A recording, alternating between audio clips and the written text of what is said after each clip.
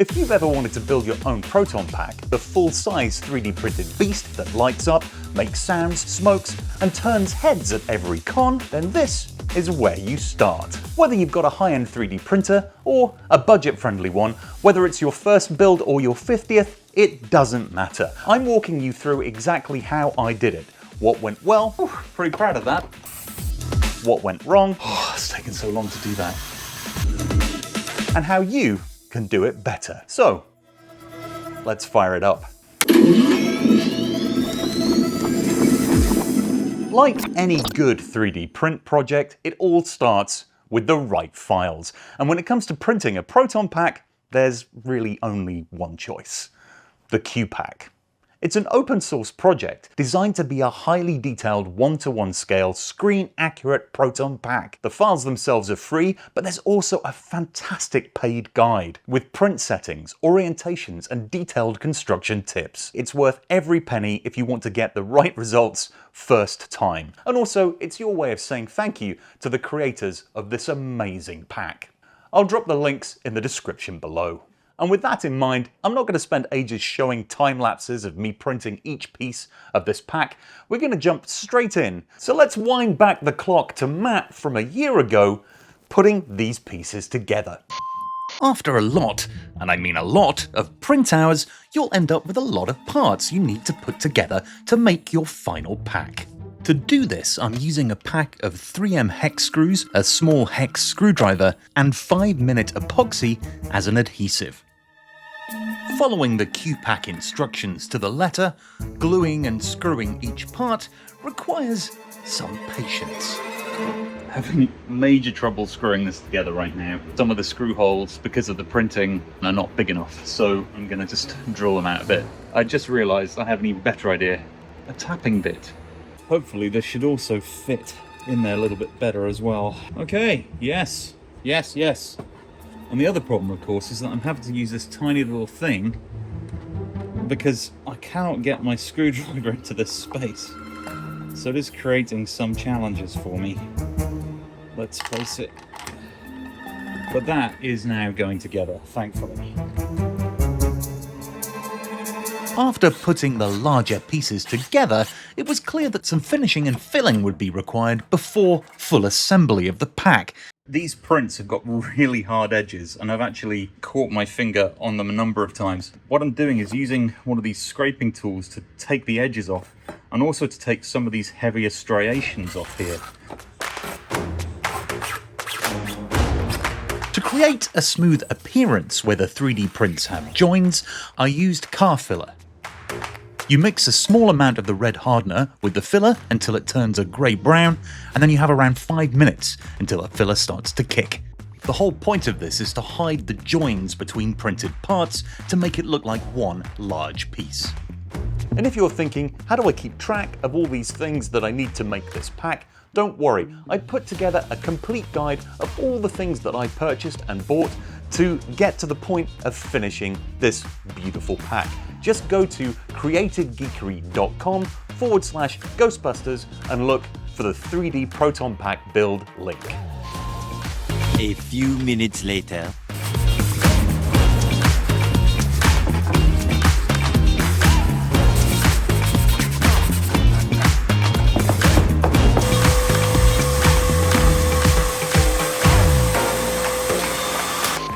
Quite pleased with that. It's all been filled and then sanded down so it's smooth.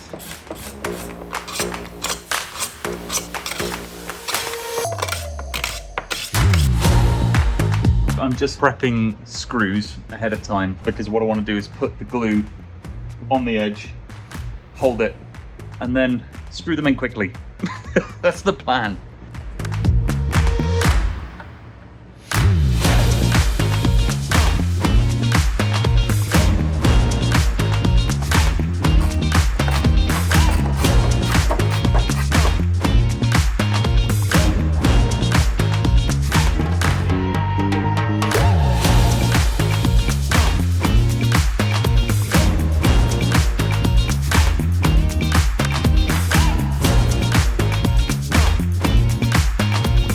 That is the main shell glued and screwed together. I've just put a clamp on here because this little bit here is jutting out a bit and I just want the glue to hold it in place and stick it there. But other than that, it's kind of all together. Pleased, very pleased with that. So now I'm going to pivot onto the tubes and the valves that stick up from the frame and smooth them off. For this step, I'm going to use Bondo diluted with acetone. Put a good amount in the jar, make sure it's fully dissolved, and then you simply paint it on. The idea is that the acetone carries the Bondo into the small striations between 3D print layers. It's messy and smelly and dries quickly, and you're going to need multiple layers to fully disappear all the layer lines. You'll notice I'm only applying it to certain parts of the main pack. These are the bits I want to have a smooth or flat finish, as the rest of the pack will be sprayed with truck bed liner to give it a cast metal finish. After the multiple layers have dried, it's time to sand it back and then spray everything with primer.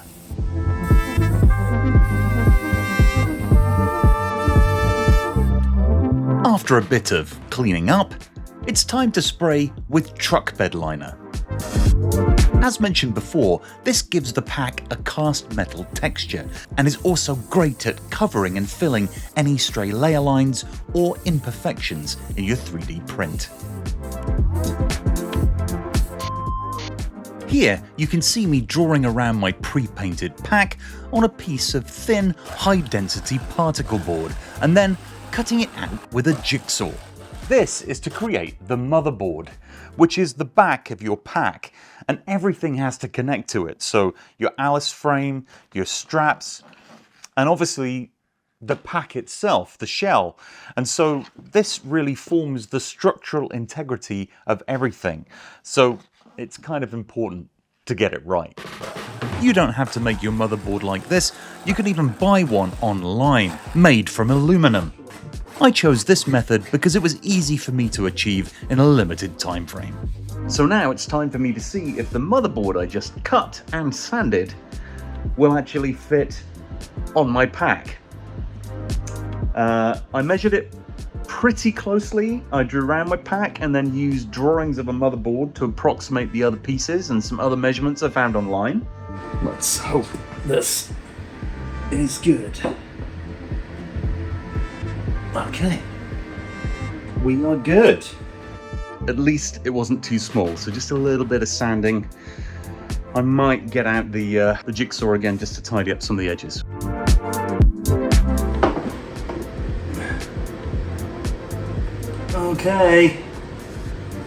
Okay, that looks good. That looks good.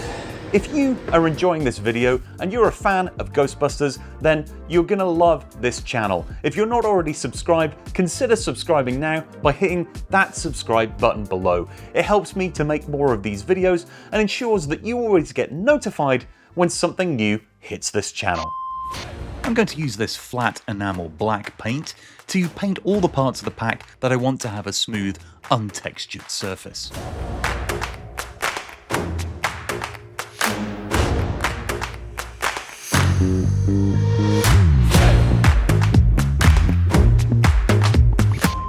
It is time to put all these pieces together. To do this, again I'm using an epoxy resin that dries in about 5 minutes and the small hex screws.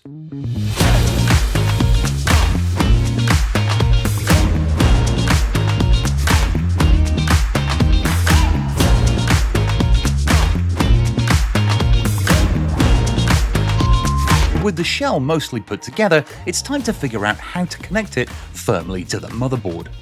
My solution is to use small metal brackets and solder a nut at the right point so that I can use bolts at key locations to hold the shell to the motherboard. To do this, I'm dropping a small piece of solder on either side of the nut in its correct position, and then using a small blowtorch to melt the solder to the nut.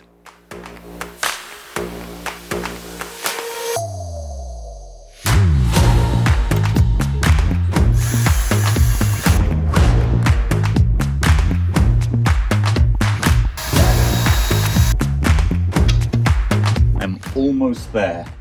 I have 3 brackets installed with the welded nuts. And then I've got to make sure that the shell will actually screw onto these brackets properly.